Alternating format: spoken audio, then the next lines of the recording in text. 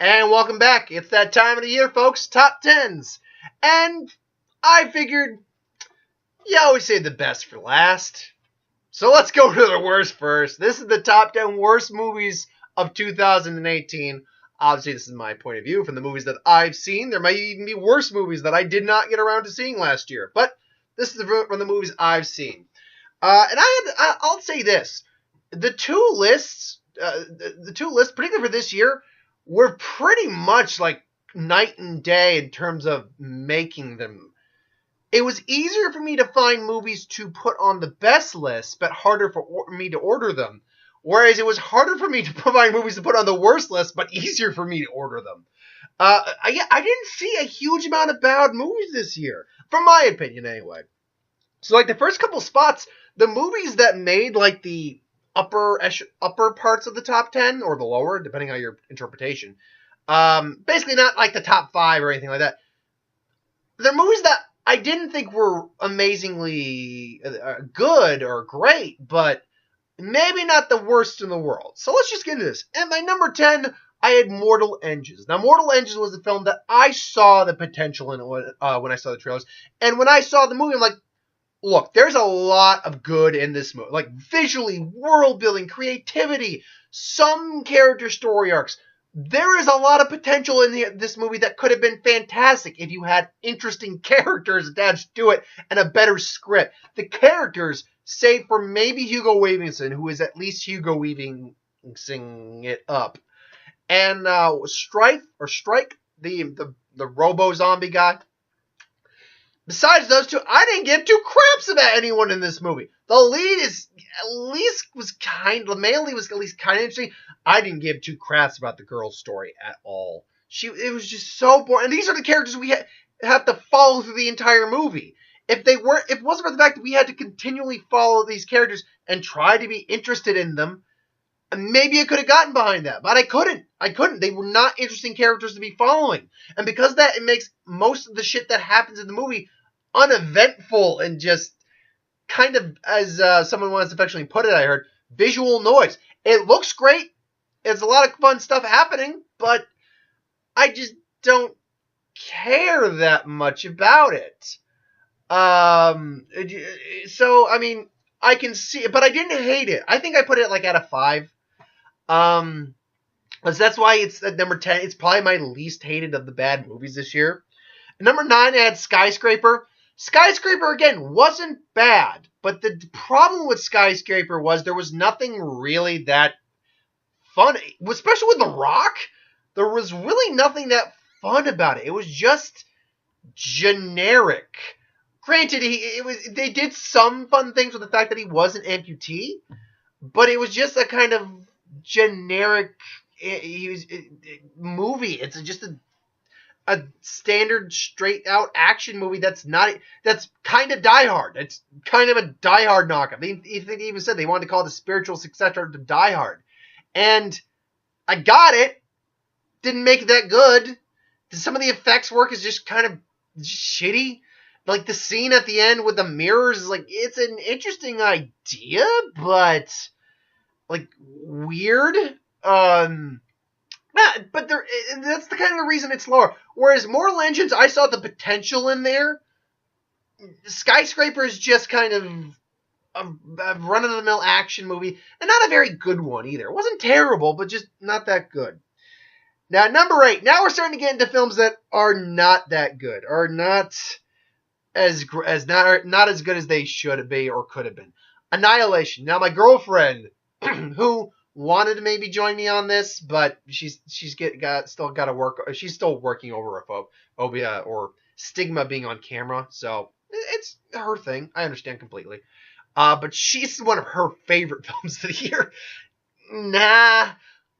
Again, like with Mortal Engines, I could kind of see what they were getting. Problem for me with Annihilation, though, is it was trying to be too clever. There's sci-fi where you don't need to explain things, and then there's sci-fi where you need to explain just enough. And they just did not explain shit. They didn't explain pretty much, they tried to give you like little minor explanations here and there, but it just wasn't enough. and the characters we were following were not very interesting. They just were not. I didn't care about Natalie Portman's character. I didn't care about Oscar Isaac because I didn't know these characters. I knew she had an affair. I knew that. Jennifer Jason Leigh, didn't care about her because she was just dull as shit. The only one I kind of liked was Tessa Thompson. Tessa Thompson, I can't remember the other two actors. The one who ends up going crazy. So those are kind of the only two characters I like, and they end up just dying. So one gets mutilated bear, one turns into a plant.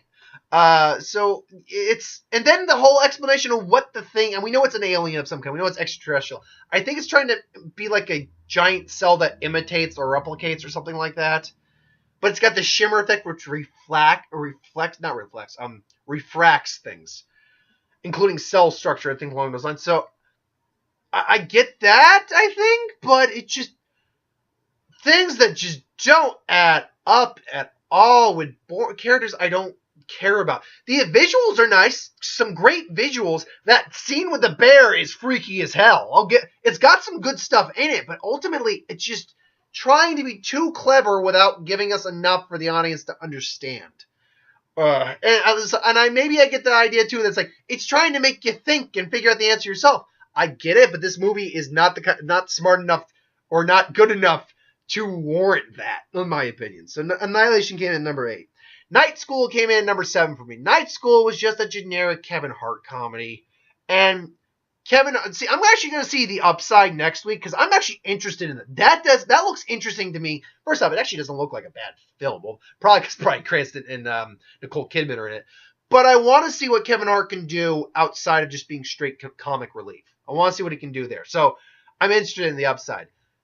Night School was just a generic mess. I mean, it wasn't a mess. It was just not... You don't care about Kevin Hart's character that much. He's just a standard Kevin Hart character. If you like Kevin Hart, you'll like the movie. Tiffany Haddish, she wasn't bad, and I'm not huge on Tiffany Haddish. I'll be honest, I'm not certain what the appeal of Tiffany Haddish ultimately is. If you like her, great. I'm not one of those people. There was one joke that I got a solid laugh out of. I think the entire audience got a solid laugh out of it. It didn't even come from Kevin Hart. It came from the guy playing the waiter. He got fired. Who I've seen. I just don't remember the actor's name. It's just like, the chick, the high schooler or the dropout is the college age girl. Asks, like, aren't you a little old to be going back for your GD? And he goes, aren't you a little young to die? We all just kind of, just because it came out of nowhere, like, okay, yeah, that was funny. Ultimately, though, it's just as... So far, we haven't hit a movie where I'm like, this was bad. It was just meh. It was. I could sit through Annihilation probably easier again than I could sit through that. And that's the thing. It's harder to sit through a bad comedy or even a subpar comedy than it is to sit through a bad film of another genre. I could sit through Mortal Engines again probably. I could sit through Skyscraper again. I could sit even through Annihilation again. I don't think I could sit through Night School again. Because it's trying to get you to laugh, and you're just not.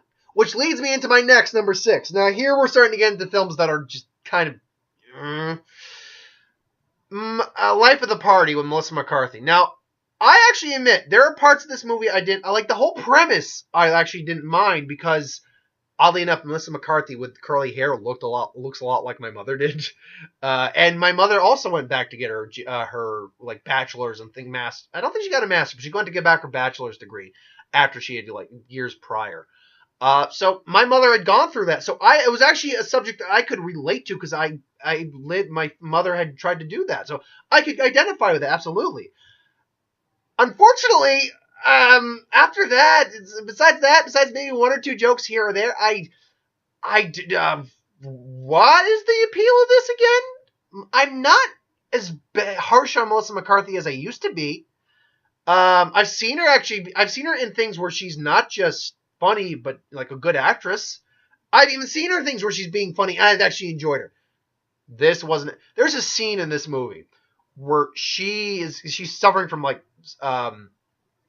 not stage fright, but kind of stage fright. Public speaking. She's got a fear of public speaking. She's very awkward. And it's just a minute of her struggling and like being annoying and awkward and sweating profusely and just, it's just really hard to sit through. Uh, yeah, it's one of those moments where you're just kind of like, oh, can we just, can we just go to the next scene, please? Can we just go to the next scene? It just, and the entire movie has moments like that. There's awkward characters who don't make any sense. Characters you're like, okay, you're a little too dumb. Why?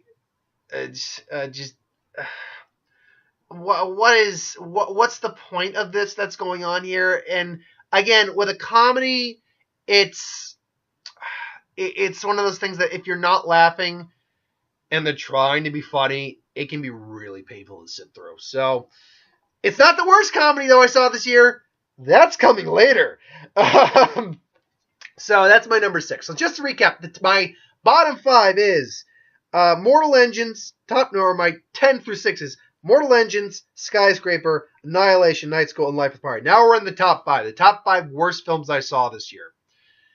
And upon reflection, Mile 22 was really bad. That's my number 5. There are things that I actually didn't hate the fact that Mark Wahlberg's character was kind of an asshole. Was a pretty big asshole. I found that at least kind of entertaining on some level because he can play that character pretty well. And Ronda Rousey surprisingly wasn't bad, though she didn't have a lot to do besides some action and some lines here or there. But there was the payoff was like, what? I get it, like double play, triple play, double cross, all that kind of stuff. But the action was poorly done. It was choppy. It was messy. It was not structured well at all. I honestly, the real ultimate problem I have is there's no ultimate point to the movie. That I think is the biggest problem. Whereas from some story structures or some movies and some stories, there is an ultimate point to where we're going in the story. There was no point to what we were dealing with here. So it's one of those films that if there's no point and the stuff that is leading up to the lack of point is not that great, it becomes a bad film. Absolutely it does. So yeah, that's my number 5. And now we're getting into the top 4. Now these top 4 are just straight bad movies. Like even Mile 22 is a bad movie, and I probably couldn't sit through it again. Like everything through here, everything remaining on this list, I wouldn't want to sit through again if I had the choice. If someone says, "Hey, let's watch this," like, oh god, do I have to? Like the top, like the like the top 3, like Annihilation, Skyscraper, Mortal Engines. Someone says, "Haven't seen this? We're gonna put it on and watch it." Like, okay, sure. I can maybe sit through it and try to appreciate it again. Maybe we can find better things in it. Ugh. Excuse me, I'm sucking in too much air as I talk. These bottom 4 are the movies that if I can avoid it, I will never sit through again. And the number 4 spot is Robin Hood. Robin Hood was just a way. Well, I get it. I get a modern interpretation of Robin Hood. I get it. But first off, you're not doing anything new. You're doing like the origin of Robin. And sure, Robin Loxley turning into Robin Hood. But ultimately, there's nothing new here. And what is here doesn't make a lick of sense. There are plot points that make no damn sense whatsoever. Character reveals that are just dumb. Things that... The action's not very good. The acting for what is all right. But... And then they have the balls to try to set it up for a sequel. Like, what? But my real problem with this is the fact that they spent $100 million on this. And the only thing I can think of is they spent a lot of that to build the actual sets. Because the sets are impressive for what they are. I'll give it that. They are impressive for what they are. But Did you really have to put $100 million into a... That's like that Legend of Tarzan where it was a $185 million budget. Unfortunately, I could also see where the budget went on with some of the effects in there. But really? 180... Did you... Or King Arthur, Legend of the Sword. 145 million roughly on that movie. Are you shitting me here? Oh, man. It was just... I think that was what really killed it for me. Is like, I could see a lot of effort, and the actors were trying, but it wasn't going anywhere. It wasn't interesting. I mean, some of the actors are doing what they can. Jamie Foxx is always fun to watch. Even Taron Egerton is fine. Ben Mendelsohn doing what he can. But it's just nothing of a film that just came and went and bombed. So, number 4 is Robin Hood. Number 3, the worst comedy of the year, unless you want to count the other two as comedies in an ironic sense, I Feel Pretty. Oh my god, I knew just from the minute I saw the trailer, I'm like, I am not going to like this movie. I got out, and I did not like this movie. Whereas Night School and Life of the Party, I got the occasional chuckle out of it. And Night School on Life of the Party, I could actually relate a little bit on that. And hell, Night School even has the same premise, just with a different character of getting your high school degree to a similar degree, or similar premise, getting your high school degree, getting a college degree, so forth and so on. I'm sorry, I can't relate to this at all. First off, Amy Schumer isn't your classic beauty. Amy Schumer's not an unattractive person, at least in my opinion. She's not an unattractive person. But I get it. She's not your classic beauty, and the point was she sees herself as the image of beauty. Problem is, she's annoying before she becomes delusioned, and she is insufferable afterwards. I don't know if she wrote any of the humor in this, but she turns into the vapid Valley Girl, pretty much, who's obsessed with the point of the movie is supposed to be that looks aren't everything, that you are beautiful the way you are. But the problem is they're so obsessed with the concept of looks and the fact that it seems to determine a lot of, job opportunities and how we treat each other and things along those lines and social structures that they emphasize it so much that our main character, despite trying to be happy with the way she looks, is just obsessed with the fact that she is ugly when she's really not, and then just becomes complete asshole when she thinks she is pretty. And the worst thing, I think, more than anything, is the end of the movie when she realized what it was, that she had just hit her head and was literally delusional. It just is glanced over. She's like, oh, you may recognize me as this, but I'm really this. And then she's, what? It was always me. Big emotional, motivational speech, applause. Let's get out of here. No, after every way she was acting, no, you don't do that. You don't. No, there needs to have been at least an extra minute or two of her understanding. Wow, I was an ass. Oh man, it was. I talked about earlier how a bad comedy it's hard to sit through, and near impossible to sit through again. This was a bad movie. It was a bad movie. I like Amy Schumer. I really enjoyed Trainwrecked. I didn't see some of the other stuff she's been in besides that. Besides I Feel Pretty. There's that one she did with Goldie Hawn. I can't remember it. But yeah, just it's bad. So yeah, that's my number 3. But now we're into the top 2. The top 2 worst films I saw this year. Number 2, 50 Shades Freed. Now you may be asking yourself, really? That's not the worst film? I'm going to explain why when I get to number 1. 50 Shades Freed, though, what is there to say? I think the second one is the best of the crap. It is the least stinkiest turd. Whereas maybe there was some bad enchiladas with these last two, or the first and the third. Maybe it was just a bad burrito with the second one. I was just like, wow, with those two ones. But this was just... I don't know if there's really anything I can say on it that hasn't already been said. The acting is atrocious. Nothing makes sense in this world at all. Like, she can take a punch, but gets kicked in the stomach and goes into a coma? What? He's like, I'm a sadist and all that's like, yeah, that, okay. This guy's obsessed with Christian Grey and Anna for no reason, like, at all. And he shouldn't have been able to get into, see, the legal system in this world doesn't work.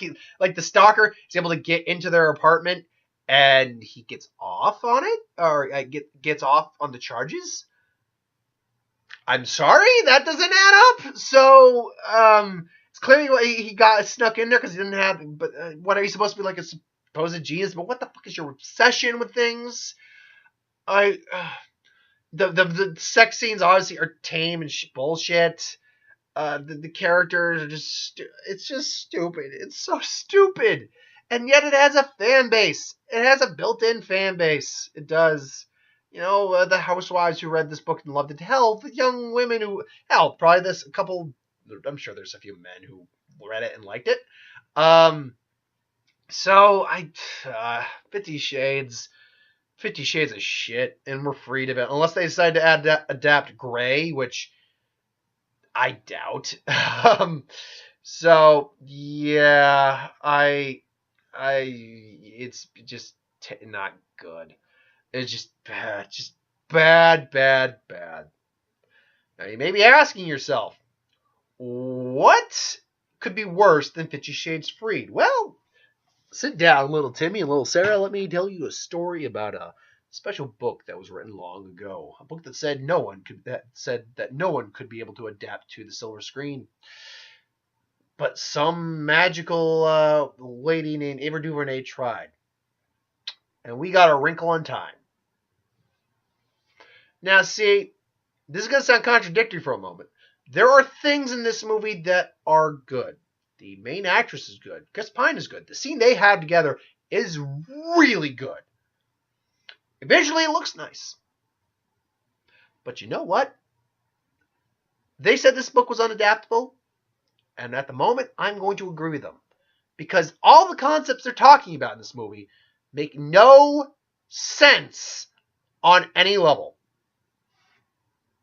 The frequency to tether, as it's called, across the universe, to teleport, if you will, to a different world, different planet, different dimension, is love. How is love an emotional frequency? Okay, you need to explain that better. Your effective tethering looks like freaking flaps at a car wash. She's apparently the chosen one. She literally defeats an evil entity of pure evil with the power of love. Oh yeah. And then let's not even get into the useless character of the probable boyfriend. It's like you're here. You're good for negotiation. Yeah, in a tough spot. That would have been fine. We saw you actually do that, but no, you're just there to be awe and wonder, and that's all you do. You don't serve any point. And then Charles Wallace. I'm sure the kid's a nice kid. I'm sure he's even a better actor than what we saw. But this kid, oh my God, oh my Christ, who gave him the direction to be this annoying of a little squirt? Just the little pisshead, just this a matter of fact, genius prodigy kid. It's like, no, you're beautiful. You don't talk to my sister. Oh, don't know. I know everything. This is Mrs. Who's it? This is Mrs. Watson. Shut up! And stop calling him by his full name every sentence. Who does that? I'm sorry. I'm actually getting legitimately angry here. This movie is so frustrating to sit through. It's so irritatingly, mind-numbingly angry. I don't think I was this angry when I first saw it, but having sat through it, I watched the Nostalgia Critics review again, and I'm rewatching it like, oh my God, shut this kid up. Oh my God, stop. Do smart things. Stop being idiotic! Arrgh! I think I've gone manic here at the moment. Oh, man. So, while 50 Shades Free was bad, and I had problems with it, this film actually made me angry.